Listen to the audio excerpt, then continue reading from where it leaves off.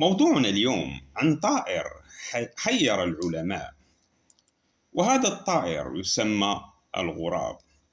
الغراب طائر ذكي ينتمي إلى فصيلة الغرابيات، ويتميز بلونه الأسود وصوته القوي المعروف بالناعق.